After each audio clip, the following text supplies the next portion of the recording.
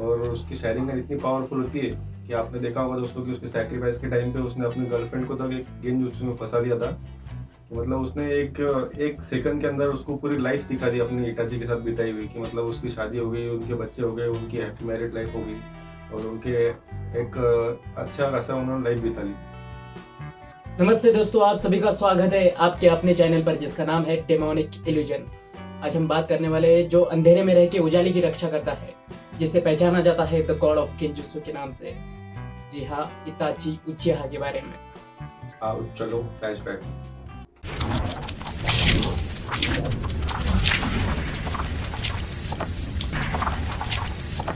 It's easily 106. जी हाँ दोस्तों, आज हम बात करने वाले इटाची उचिहा के बारे में। और इटाची उचिहा को आप द गॉड ऑफ गेंजुत्सु के नाम से भी जानते होंगे दोस्तों। और सबसे पावरफुल उसका जो वेपन होता है उसका सुसैनो होता है। और ये किस वजह से आप सभी को पता होगा दोस्तों। जब सुसैनो के अंदर इटाची होता है तो ब्लैक जेट्सु ने स्टेटमेंट दिया था कि इटाची को मारना लगभग नामुमकिन है जब वो उसके सुसैनो के अंदर होता है, मतलब वो अपने सुसैनो के अंदर इनविंसिबल बन जाता है। तो सुसैनो के पास सबसे बड़े दो हथियार होते हैं, एक होता है टोत्सुका ब्लेड और दूसरा है याता मिरर। और जो टोत्सुका ब्लेड होता है वो एक लिक्विड फॉर्म में होता है, वो मतलब किसी भी प्रकार का अटैक कर सकता है, वो अपने अटैक के मुकाबले अपने आप की साइज एडजस्ट कर सकता है। और सेम उसी तरह उसका जो डिफेंस सिस्टम है याता मिरर वो भी सेम होता है, वो भी मतलब एक लिक्विड फॉर्म में होता है। और अपने आप को डिफेंस करने के लिए वो फिजिकल फॉर्म को जो है तो अपने आप को एडजस्ट कर लेता है। मतलब अगर आप उससे उस पर समझो टाई जुत्सु से या गेन जुत्सु से या फिर शिदोरी से या फिर अमातारासु से किससे भी अटैक करो तो वो सब अटैक को रोकने की कैपेसिटी रखता है।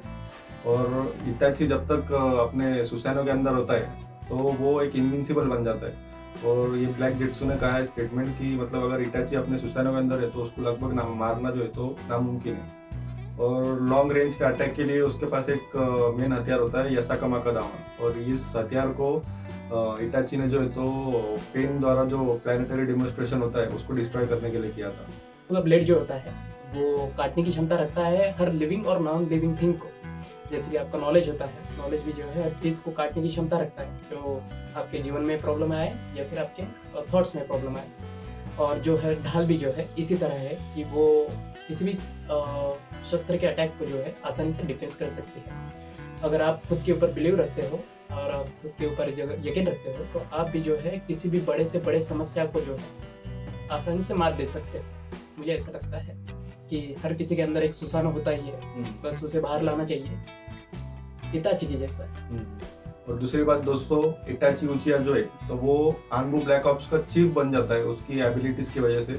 वो भी सिर्फ 13 साल की उम्र में, मतलब इतनी छोटी उम्र में वो उससे बड़े बड़ी उम्र के जो ये होते हैं निंजास उनका चीफ बन जाता है आनबू ब्लैक ऑप्स का। इसके लिए जो है इताची ने काफी ज्यादा मेहनत की है। देखना कि एक सीन होता है कि उसके अंदर जो है उसके दोस्त यार जो है काफी दंगा मस्ती करते रहते हैं, एक दूसरे की खींचते रहते हैं, पर इताची जो होता है अपने ट्रेनिंग करता रहता है। और जो मतलब उसके दोस्त के साथ जो है यार के साथ मिलकर वो काफी कड़ी और डेडली ट्रेनिंग करता है, जिसकी वजह से जो है वो कोई भी व्यक्ति अगर अपनी खुद के स्किल के ऊपर ज्यादा टाइम देता है और खुद को समय देता है, ना कि बसड़ में मचे पड़े और उसको टाइम दे, जो जो खुद को टाइम दे, जो खुद को समय दे, खुद की कला को टाइम दे, वो जो है ज्यादा से ज्यादा जो है कम समय में जो है ज्यादा से ज्यादा सक्सेस हो सकता है बड़े आसानी से। और यही शायद से इताची की खास बात है। या दोस्तों, जहाँ तक बात की जाए इटाची के सैक्रिफाइस के लिए तो मतलब ये गॉड लेवल का सैक्रिफाइस है कि मतलब अपने देश को बचाने के लिए वो अपने खुद के क्लैन के मेंबर्स को, और ना कि क्लैन के मेंबर्स को, यहाँ तक कि अपने खुद के फैमिली मेंबर्स को तक वो किल कर देता है। तो मतलब ये कितना बड़ा सैक्रिफाइस होता है, आप मतलब सोच सकते हो कि देश बचाने के लिए वो अपने फैमिली को सैक्रिफाइस कर देता है। जहाँ तक मुझे लगता है इताची ने जो है अपने इमोशंस के ऊपर जो है काफी अच्छे से कंट्रोल पा लिया है। देखना इसी के कारण जो है वो अपने मिशन के अंदर कभी जो है अपने इमोशंस को आड़े नहीं आने देता। और खुद के फैमिली को मारना और खुद के जो रिलेटिव्स को मारने में तो मजा आई होंगी हर किसी को, हर किसी की इच्छा होती है पर ठीक है। पर तभी भी जो इंसान जो है देखना कि इस इंसान ने जो है अपने इमोशंस के ऊपर इतने अच्छे से कंट्रोल पाया है कि चाहे वो जो कुछ भी करे, जो ठान ले वो करके ही रहता है और उसके अंदर उसके इमोशंस बीच में नहीं आते। तो हर एक इंसान ने जो है इताची की जैसे जो है अपने इमोशंस के ऊपर जो है काबू पाना जरूरी है। और जहाँ तक बात की जाए दोस्तों इटाची के शेरिंगन की, वो इतनी पावरफुल शेरिंगन पोजेस करता है अपने आप में कि मतलब वो आपने देखा होगा काबूटो ने जब उसको रीएनिमेट किया होता है तो उस टाइम पे वो क्या बोलते हैं उसके रीएनिमेशन जुत्सु से तो बाहर निकल जाता है, बट काबूटो को अपने इजिनागी के अंदर फंसा देता है कि मतलब वो इजिनागी एक प्रकार का ऐसा लूप होता है कि वो मतलब वो जब तक वो खुद होके काबूटो रियलाइज नहीं करेगा उसकी मिस्टेक्स को, तो वो उस इजिनागी से बाहर नहीं निकल सकता। और उसकी शेयरिंग इतनी पावरफुल होती है कि आपने देखा होगा दोस्तों कि उसके सैक्रिफाइस के टाइम पे उसने अपनी गर्लफ्रेंड को तक एक गेंजुत्सु में फंसा दिया था। मतलब उसने एक सेकंड के अंदर उसको पूरी लाइफ दिखा दी अपनी इटाची के साथ बिताई हुई कि मतलब उसकी शादी हो गई, उनके बच्चे हो गए, उनकी हैप्पी मैरिड लाइफ हो गई और उनके एक अच्छा खासा उन्होंने लाइफ बिता ली। हाँ, वो मरते समय बोलते भी है कि थैंक यू फॉर उसको लाइन बोलती है। देखा जाए तो शेरिंगन जो है ये काफ़ी अच्छी थॉट लगती है मुझे। आप देखना कि इंसान अगर जिंदा है तो अपने थॉट्स के अंदर है, जो कुछ भी वो जीता है तो अपने थॉट्स के अंदर वो सेव करता है मेमोरी के जैसा।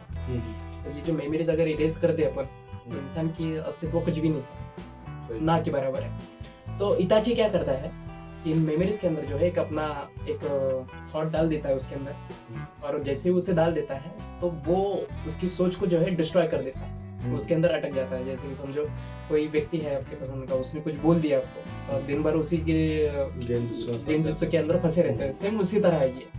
और ये काफी अच्छा थॉट लगता है मुझे। इसके अंदर से बाहर निकलने के लिए आपको रियलाइज करना पड़ता है खुद को पहचानना पड़ता है। ये बस एक ओवर थिंकिंग का तरीका है। तो देखना कि ये जो शेरिंगन का जो बात है काफी रियलिस्टिक लगती है। देखा जाए तो मतलब ये रियलिटी से जो उठाया थॉट है बेसिकली यही है।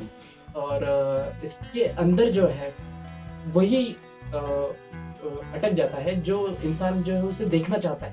देखना कि जब क्या नाम बताया उसका कि काबूटो जो है वही देखता है जो उसे देखना था कि वो इताची को हरा रहा है, सास्के को हरा रहा है, और वो बेसिकली क्या है अपनी ख्यालों के अंदर अपनी खिचड़ी पका रहा है, उसके अंदर ही अटका पड़ा है और वो उससे निकल भी नहीं सकता, लूप में निकल भी नहीं सकता है। तो कुछ लोग होते हैं कुछ इसी तरह से होता है जो उनको देखना है वही उसे देखना चाहते हैं। उनको रियलाइज भी होता है कि यार ये देखना काबूटो को भी रियलाइज हो जाता है कि यार मैं गेंजुत्सु के अंदर फंस गया, ऊपर मैं इससे निकल नहीं पा रहा हूँ, मैं क्या करूँ। तो यही होता है, वो अपने हार स्वीकार लेता है बस मैं इससे बस और वो कुछ नहीं करना चाहता, पर वो जो है खुद को स्टेबल नहीं करना चाहता। उसने हार मान ली पर वो उसके अंदर से निकलना नहीं चाहता, वो हार मान के वहीं पे बैठ गया। पर उसको निकलने के लिए आपको खुद को स्टेबल करना जरूरी होता है, तभी उसके अंदर से निकल पाएगा। इसलिए यही है शेरिंगन दोस्तों। तो मुझे लगता है कि आप गेंजुत्सु में अटकने की जगह गेंजुत्सु में अटकाओ लोगों को। और आप अब तक किस गेंजुत्सु में फंस चुके हो या हमें कमेंट सेक्शन में बताइए। प्यार का नाम मत लेना बस। दोस्तों बस आज के लिए इतना ही, मिलते हैं नेक्स्ट वीडियो में। तो इताची की जैसा जो है अपने थॉट्स के ऊपर कंट्रोल रखिए और दूसरे के थॉट को मैनिपुलेट करते रहिए। बाय।